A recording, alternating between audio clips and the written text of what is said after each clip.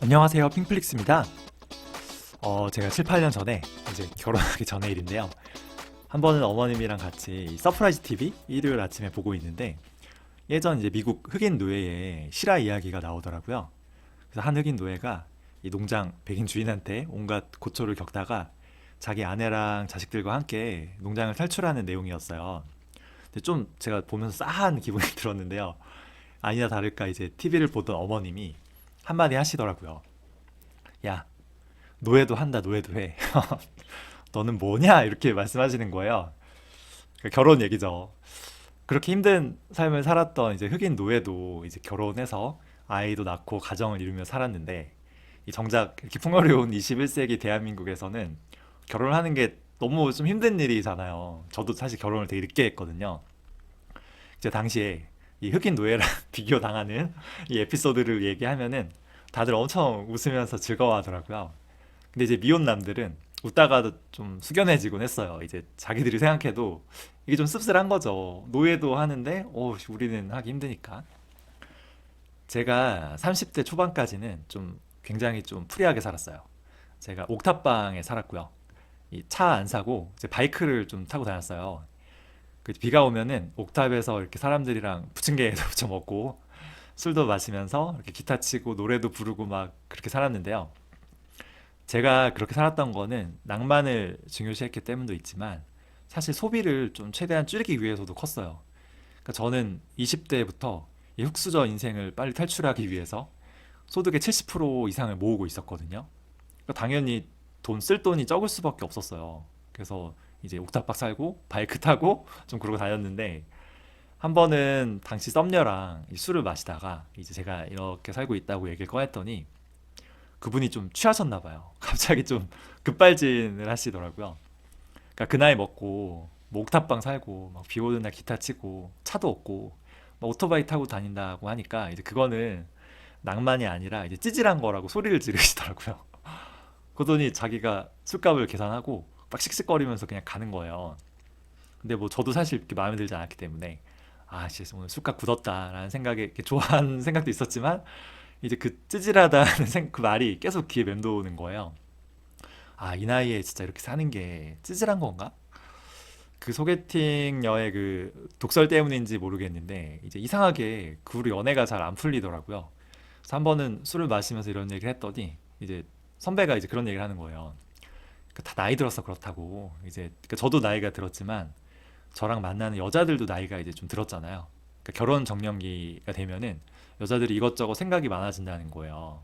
솔직히 뭐 제가 이제 이상적인 배우자 결혼 상대감이 아니었거든요.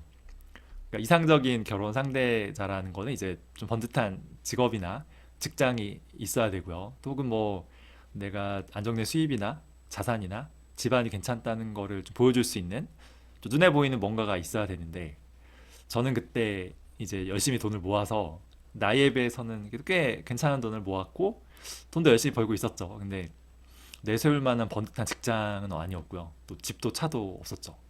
또 악착같이 돈을 모으느라 제가 좀 데이트할 때도 여자한테 돈을 쓰는데 인색했어요. 당연히 여자들이 안 좋아하겠죠.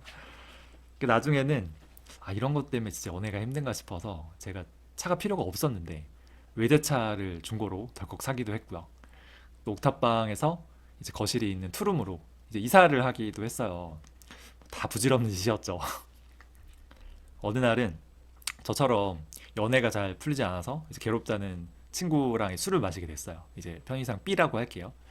근데 이 친구 B가 술을 마시다가 이제 그 자리에 없는 또 다른 친구 Y의 욕을 하기 시작하는 거예요. 그 뭐냐면은 자기는 Y한테 소개팅을 엄청 많이 시켜줬는데 정작 그 Y는 자기한테 소개팅을 한 번도 안 시켜줬다는 거예요. 유치하죠. 근데 생각해보니까 저도 똑같더라고요. 그러니까 저도 그 Y라는 친구한테 소개팅을 많이 시켜줬는데 이 자식은 저한테 소개시켜준 적이 한 번도 없었어요. 그 제가 이런 말을 하니까 이제 B는 야 너도 그랬어 하면서 이제 같이 이제 취하니까 의기투합해서 그 친구 Y의 뒷담화를 엄청 까게 됐죠. 그러니까 그 Y라는 친구는 이미 결혼할 그 참한 여자분을 잘 만나고 있었고요. 저희는 이제 연애 사업이 좀처럼 잘 안 됐던 까닭도 있었어요. 그러니까 쉽게 말해서 그냥 배가 아팠던 거죠, 우리는. 근데 좀 이상한 생각이 들었어요. 뭐냐면은 그 친구 Y가 그렇게 나쁜 친구는 아니거든요. 되게 의리 있고 사실 좋은 친구예요. 그리고 그 Y는 하이닉스에서 한 거의 10년, 15년 일했기 때문에 이제 아는 여자들도 많았죠. 근데 왜 Y는 우리에게 소개팅을 안 해줬던 걸까요? 혹시 안 해준 게 아니라 못 해줬던 거 아닐까라는 생각이 들었어요. 돌이켜보면은 이제 그 친구 B랑 저는 왜 이렇게 소개팅을 그 Y에게 많이 해줬을까요? 이게 여자들한테 소개하기가 쉬웠기 때문 같아요. 그러니까 구구절절 별다른 얘기를 할 필요가 없어요. 그냥 얘 하이닉스 다녀. 이 한마디면 충분한 거예요. SK랑 하이닉스라는 단어가 이 Y를 좀 가장 확실하게 설명할 수 있고 소개팅 받아도 괜찮다는 그 보증이 되었던 거죠. 반면에 저랑 그 친구 B는 직장이 그리 좋지 않았어요.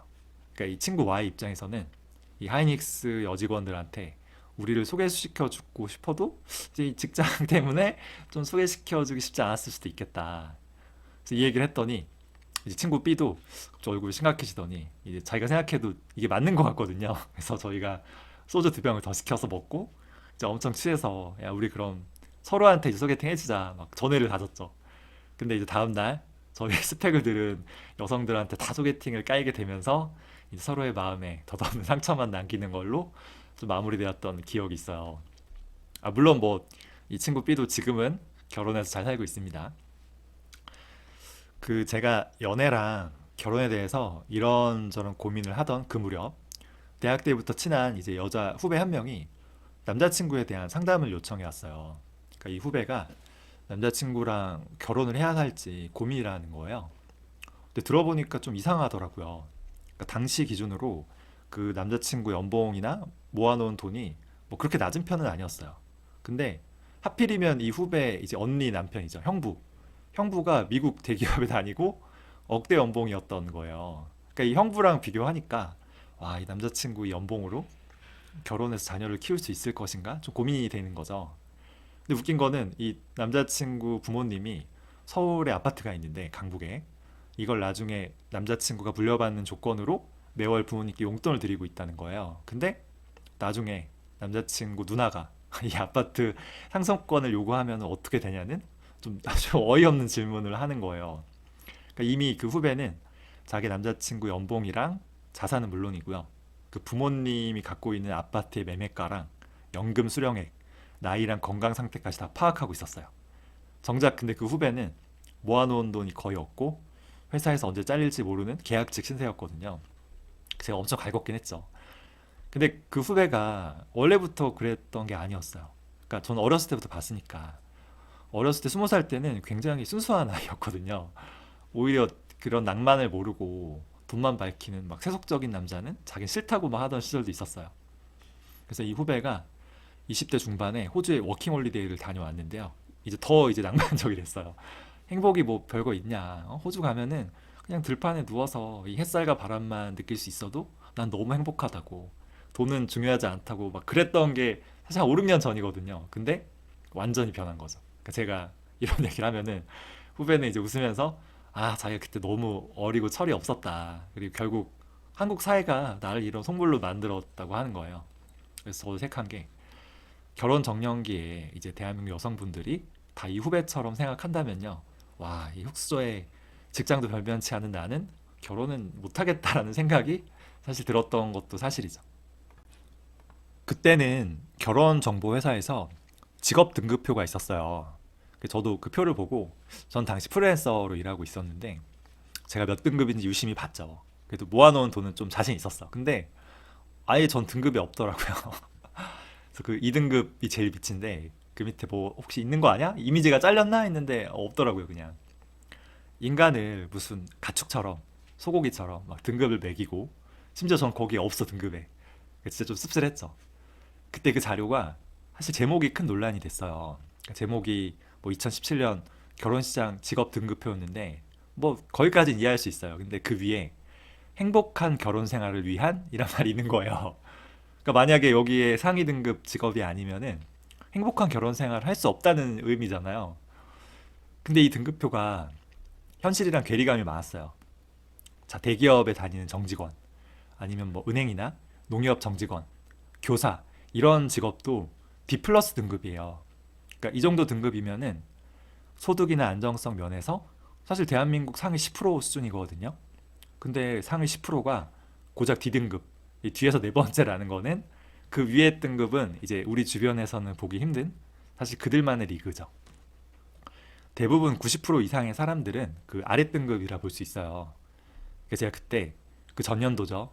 2016년도 결혼정보회사 직업등급표를 봤는데요.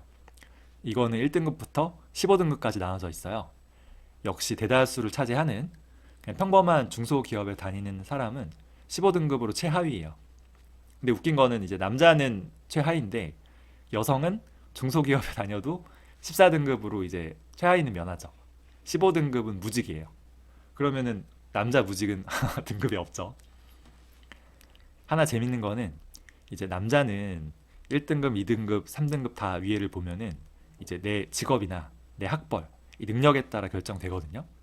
근데 여성들의 1에서 3등급은 이제 자기가 아니고요. 다 부모님의 직업이나 재산이 나와요. 뭐 부모님 재산이 뭐 1,000억 이상, 부모님이 병원장 이상, 뭐 1급 공무원이나 뭐 기업가 뭐 이런 게 있어요. 4등급에 가서야 이제 본인의 스타급 연예인 수준의 외모 이게 나오거든요. 그러니까 이 결혼 시장에서 같은 등급에 있는 상대방을 서로 원할 거 아니에요. 그럼 결국 능력 있는 이제 상위의 남자들은 이제 예쁜 여자가 아니에요. 권력자나 부잣집 딸을 원한다는 거예요. 아니면 반대로 그런 권력자나 부잣집에서 능력 있는 남자를 사이로 원하는 걸 수도 있죠. 사실 뭐 지금 대통령도 좀 그런 케이스라고 볼 수 있죠. 2023년도 이제 직업 등급표가 있더라고요. 그래서 역시 별다를 게 없습니다. 이제 대부분에 해당되는 평범한 중소기업 직장인은 최하 등급이에요. 그 좀 놀라운 거는 이제 직장이 안 좋아도 자산이 많으면은 이제 좀 상위 등급 갈 수 있는데 50억이 있어야 B 마이너스 등급이에요. 이게 위에서 이것도 거의 여섯 번째인데 가로 열고 써 있어요. 뭐냐면은 비자주 성감만 가능하다고. 그러니까 즉 내 힘으로 50억을 모은 사람은 이제 B 마이너스 등급도 안 돼요. 이게 부모한테 이게 물려받은 사람만 가능한 거예요.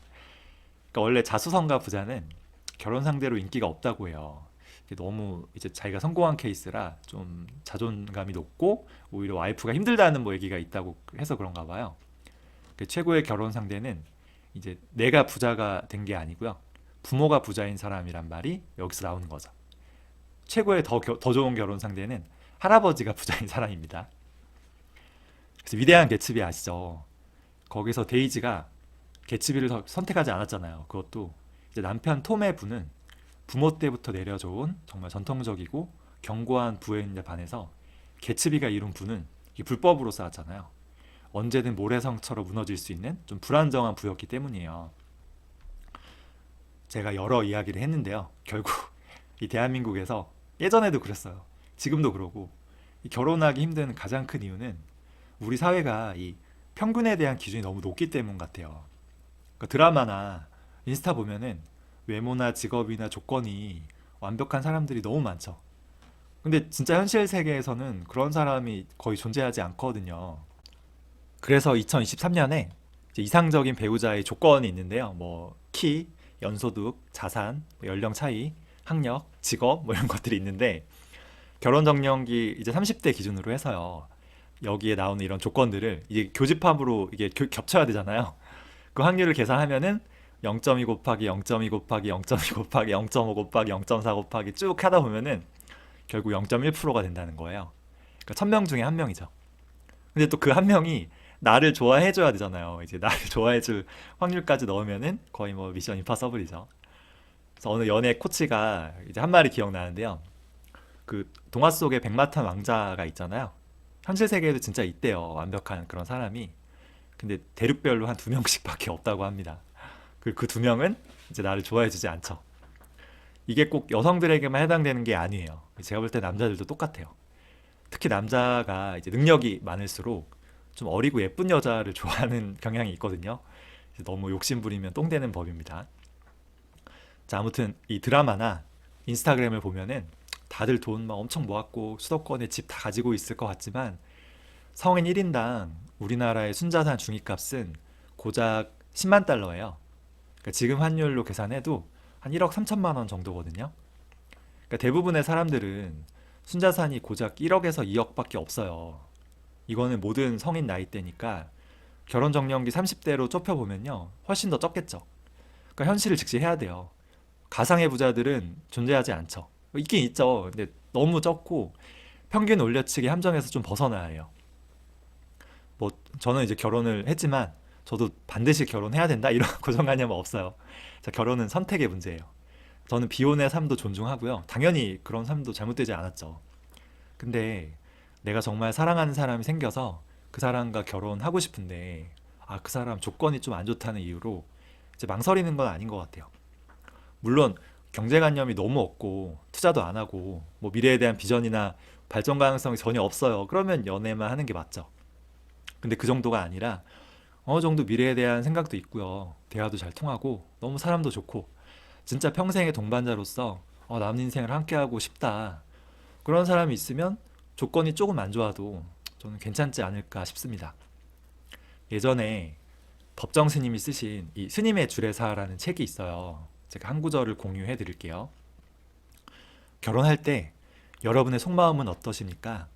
남녀 서로 이것저것 따져봅니다. 이때의 근본 심보는 덕을 보자는 겁니다. 저 사람은 돈이 얼마나 있나? 학벌은 어떤가? 지위는 어떤가? 외모는 예쁜가?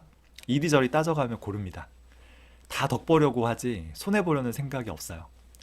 어떤 인간관계보다 결혼이 가장 욕심으로 움직인다 할 수 있어요. 이 법정 스님 책에 있는 말이 맞아요. 다 나보다 더 좋은 조건의 사람 만나서 이 결혼으로 그러니까 이익 보려고 하는 게 모든 문제의 시작 같아요. 한쪽이 이익을 보면은 당연히 한쪽은 손해를 보겠죠.